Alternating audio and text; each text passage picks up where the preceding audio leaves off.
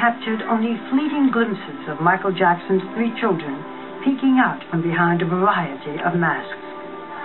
For most of us, their faces were revealed for the first time at Michael's memorial service. Prince Michael, aged 13, his sister Paris, aged 12, and the youngest, 7-year-old Prince Michael II, also known as Blanket. Their aunt, Toya Jackson, provided comfort. How are these children? Is there a grief counselor for them? Yes, they are, and they're doing absolutely fine. Will they be homeschooled, or will they go to a regular school? They'll be homeschooled, just the way they were with their dad. How much do they know of the circumstances surrounding their father's death? The drugs, the possible conspiracy, so on. How much do they know? They know very little. Well, they're really not allowed to watch television. Of course, the Disney Channel is fine, and that's the way their father had it, and that's the way they are now at the moment. Everything is monitored when it comes to that, because people are so cruel. I love my daddy so much.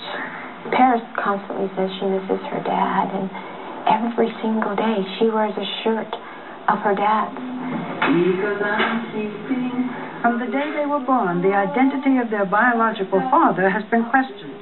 Michael married the mother of his 2 eldest children, Debbie Rowe. They know who Debbie Rowe is. Whether or not they know she's their mother, I'm not so sure. Do they see her? They haven't seen her since she's passed, but they're more than welcome to, of course. Does she want to see them? I think you would have to ask her that. It now appears as if Michael didn't father his own children, that his own sperm was not used. Do you believe that's true? Well, we don't know, do we, Barbara? It doesn't really matter. Those are Michael's kids. He raised those kids. They were in his arms when they were born. It's very interesting because Angelina and Brad, they adopt kids all day long, and we don't ask. I mean, this is tough to answer, but there are those who say that Michael did not use his own sperm because he wanted sperm to come from someone white so that his own children would be white and not suffer as he had to. I can't answer that. I have never asked him. Do you know anything about the biological parents of Michael's youngest son? Blanket? Blanket. I said to Michael, he looks Hispanic. And Michael said, he is. And who will raise the children now? Would Michael have wanted Joe Jackson to be involved with his children?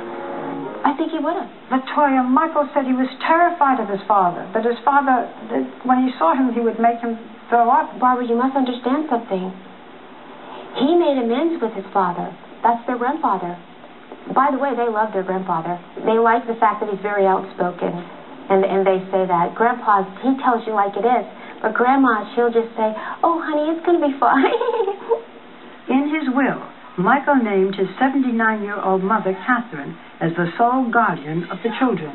But his will also states that if she ever becomes unable to care for them, he wants them to be raised by his close friend, Diana Ross. Diana Ross is second in line for the children, of course. And Mother has spoken to her about things of that nature, but I don't wish to go into detail with you what was said. Do the children know Diana Ross? No. Do they know that she might possibly be the woman raising them? No, they don't. No. And does she want to raise these children? I think my mother knows the answer to that one.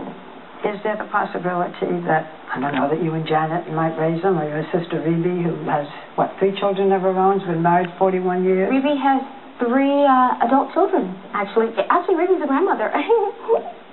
Why Michael preferred Diana Ross over his own 8 siblings is not explained in the will.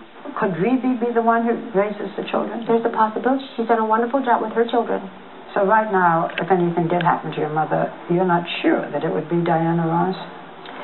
I think my mother will probably discuss that and make that decision. Is the family unified now? I think when a situation like this happens, it brings a family closer. Some of the family wanted him buried at Neverland. Michael said never, never, never at Neverland. Jackson vowed he would never return to his once beloved ranch after he was arrested and charged for molesting a child there. He was acquitted in 1995, but the ordeal almost ended his career. That is why LaToya chose the famous Hollywood resting place Forest Lawn Cemetery for his burial. Michael was finally laid to rest last week in a private ceremony. A lot of people attending this private ceremony beyond the family. Actually, we wanted it very, very private. We strictly just wanted just really close family, and then just a few friends. It was very difficult to do because my mother didn't really want to attend whatsoever. It's the final call for her in her eyes, and she had to, of course, because the children said, "Grandma, please come with us." And she says, "Okay, dear sweet, of course I'll come." Can you tell us what Michael was wearing? Michael was looking absolutely fabulous. Michael looked just as if he was on stage performing, and he says, "Let me say a quick prayer," and he closed his eyes and say a prayer. He was dressed in all white pearls, beads going across, draped across, beautiful big gold belt, like a belt that you wear being a boxer. And full makeup? Full makeup. Was Michael buried wearing one white glove? No, he was wearing 2 black leather gloves. He did have a white glove though, but he wasn't wearing it. Where was it? It was in the casket.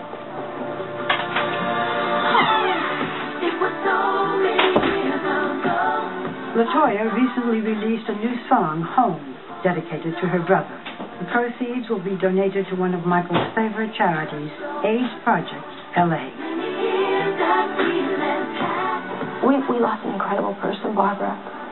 And I don't think we'll find a person as talented, a person who thought the way he thought, a person with the heart that Michael has, Barbara. People aren't that way anymore. He's special. He wasn't God, but he was certainly God-like. He was the closest thing to a God that I knew. And I'm going to miss that.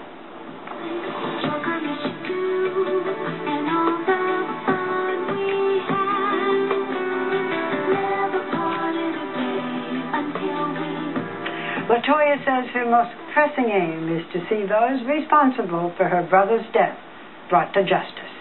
You can hear more from LaToya Jackson when she appears on The View this coming Wednesday and Friday, September 16th and 18th. We'll be right back.